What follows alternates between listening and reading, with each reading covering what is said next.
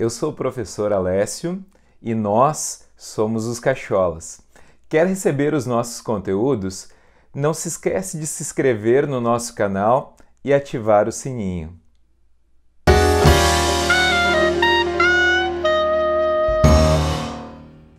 Daí, gurizada, na nossa aula de hoje, a gente vai falar sobre alguns conceitos que são importantes para o resto dos conteúdos de física. Então, se liga na videoaula, dá um like e segue o nosso vídeo. A gente vai falar aqui sobre o que é o objeto de estudo da física. Vamos falar também sobre o que são grandezas físicas, diferenciar grandezas escalares e grandezas vetoriais. Vamos falar sobre o sistema de unidades, notação científica e ordem de grandeza.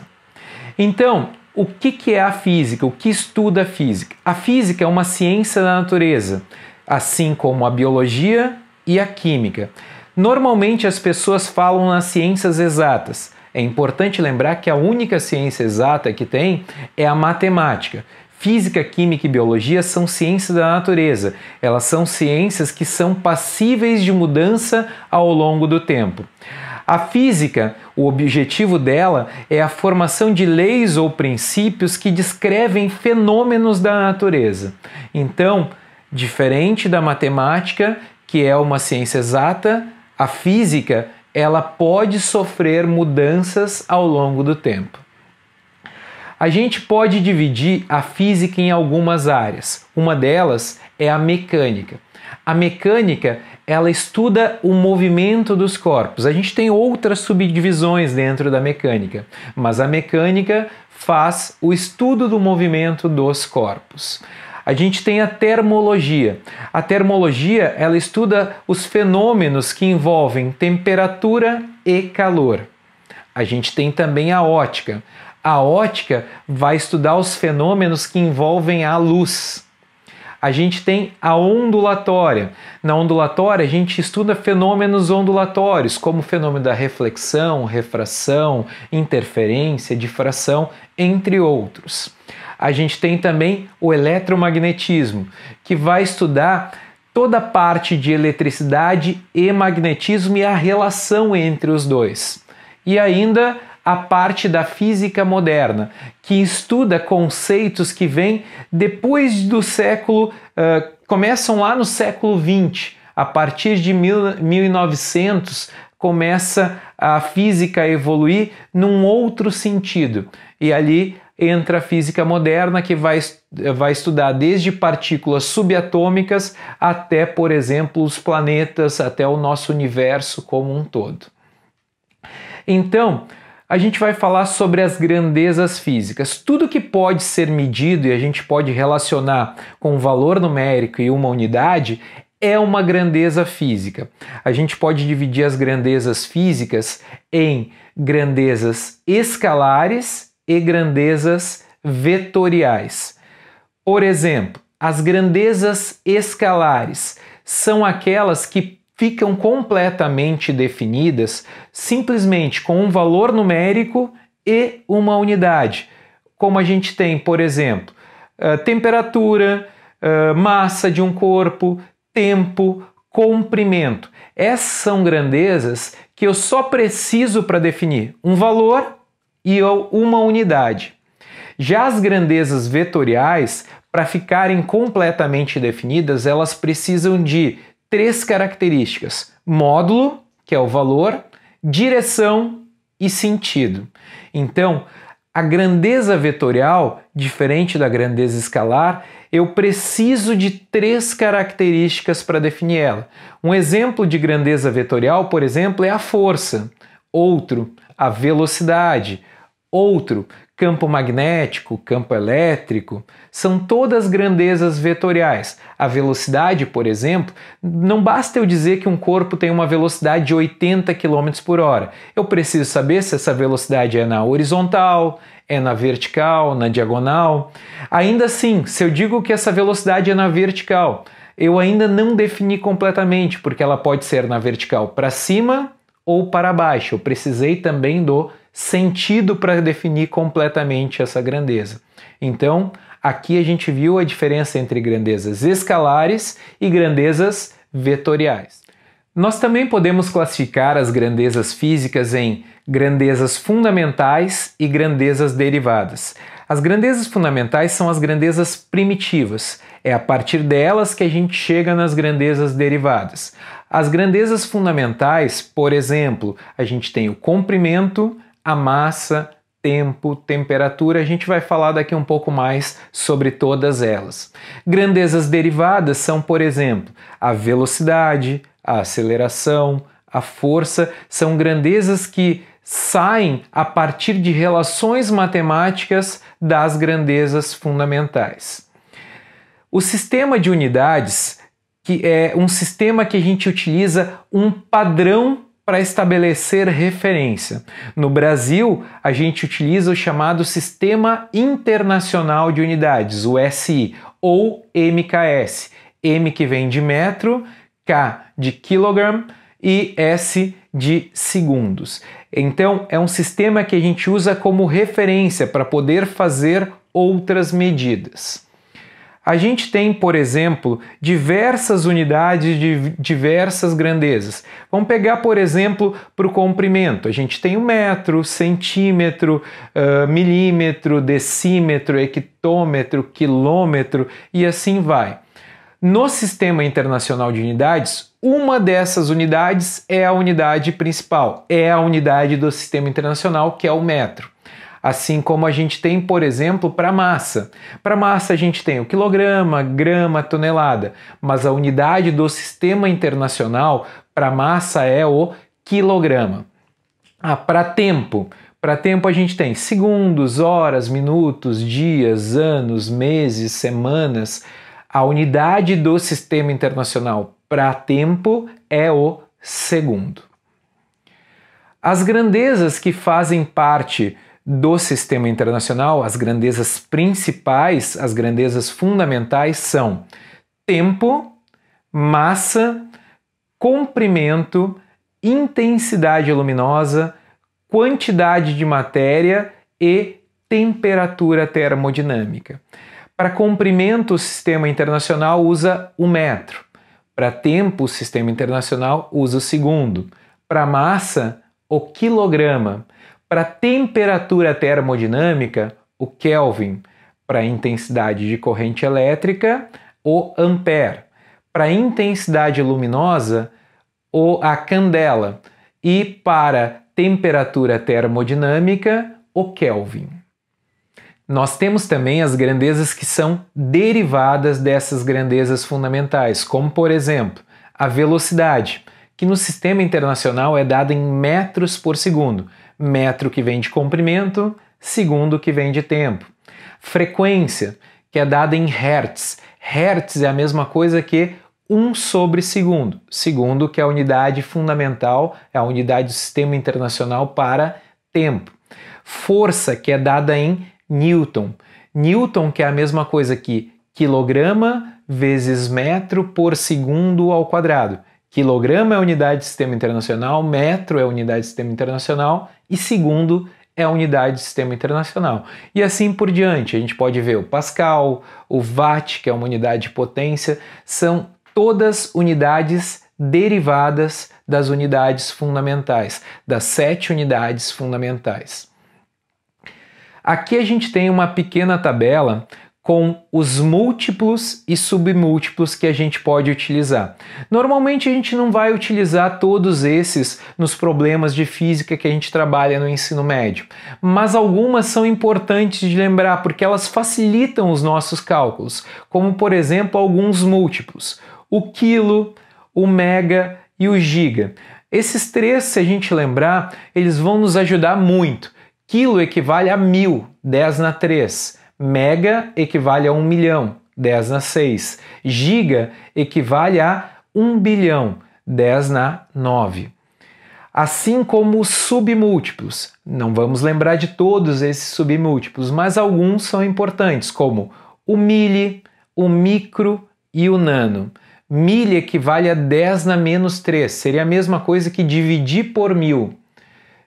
Micro equivale a 10 na menos 6, seria a mesma coisa que dividir por 1 milhão. Nano equivale a 10 na menos 9, que seria a mesma coisa que dividir por 1 bilhão. Notação científica, então. Para escrever um número na forma de notação científica, a gente usa a expressão A vezes 10 elevado a n, onde A é um número sempre maior ou igual a 1 e menor do que 10, e o n é um número inteiro.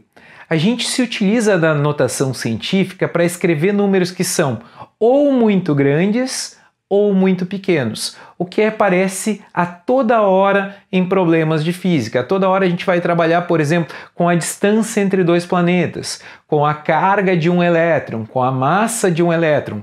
Então, a gente, para não ter que escrever vários algarismos na hora de escrever um número, a gente se utiliza da notação científica para isso. Aqui a gente tem alguns exemplos. Por exemplo, a velocidade da luz no vácuo, que é de 3 vezes 10 na 8 metros por segundo, 3 vezes 10 na 5 quilômetros por segundo. O diâmetro de um átomo, que é de 1 vezes 10 na menos 10 metros. A quantidade de moléculas de 1 mol de uma substância, que é de 6,02 vezes 10 elevado na 23 moléculas. A massa do Sol, que é de aproximadamente 2 vezes 10 na 30 quilogramas. A carga de um elétron, que é de 1,6 vezes 10 na menos 19 coulombs. São números que, se eu fosse escrever sem notação científica, ia me dar muito trabalho.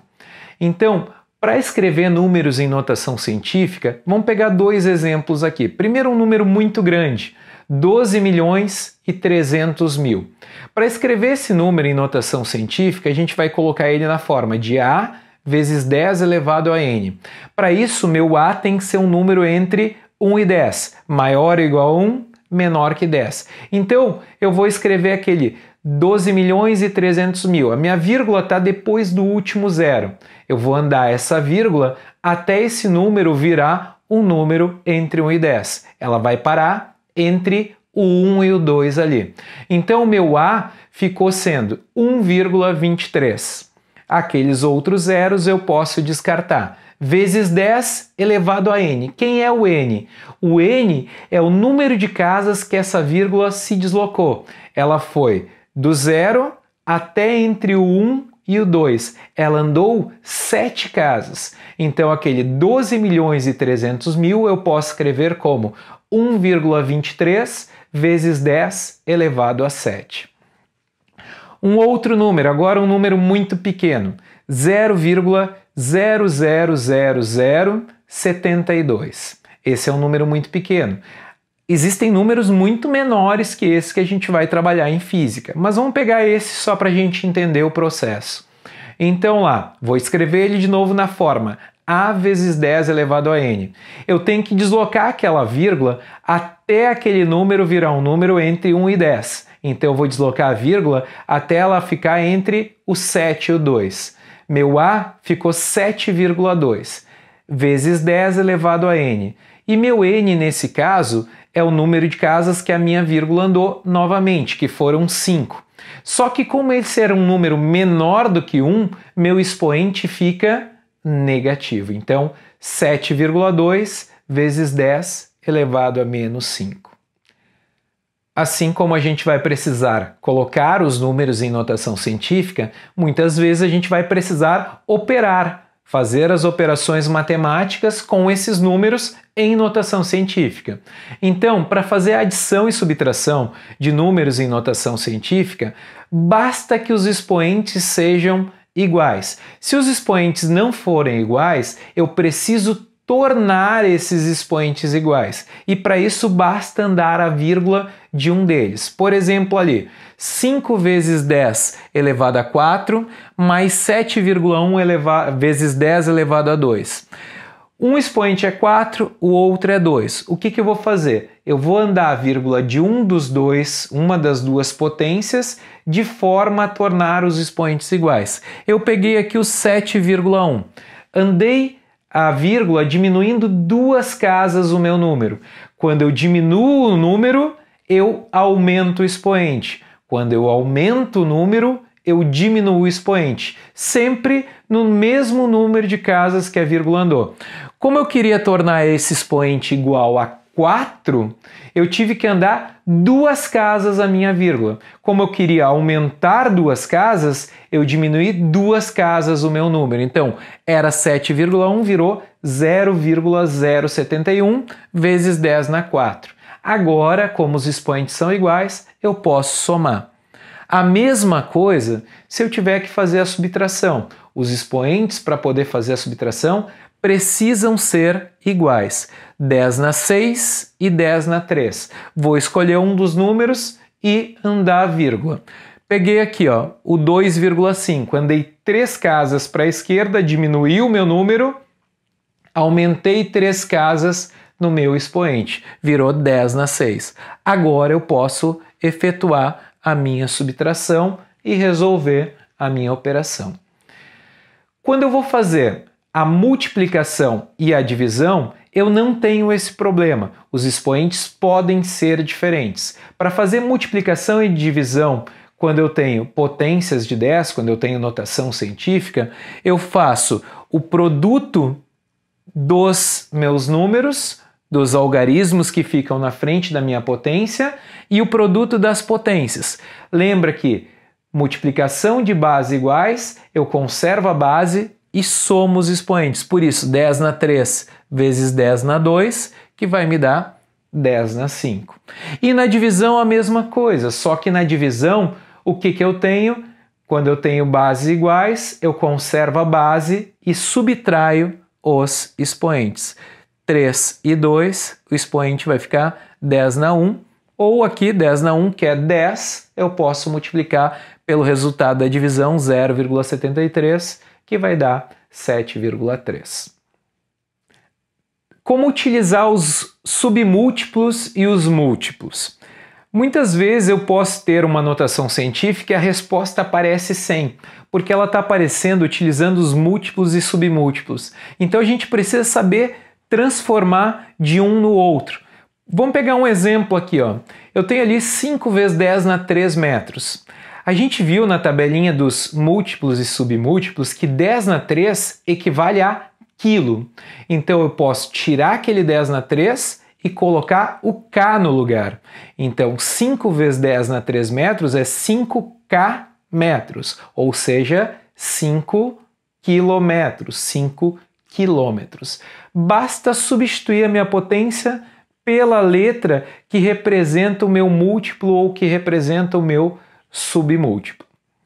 Para concluir, vamos falar sobre ordem de grandeza. A ordem de grandeza é uma estimativa grosseira da potência de 10 mais representativa de um número qualquer. A gente pode pegar a sequência ali, 10 na menos 3, 10 na menos 2, 10 na menos 1, 10 na 0, 10 na 1, 10 na 2, 10 na 3 e assim por diante.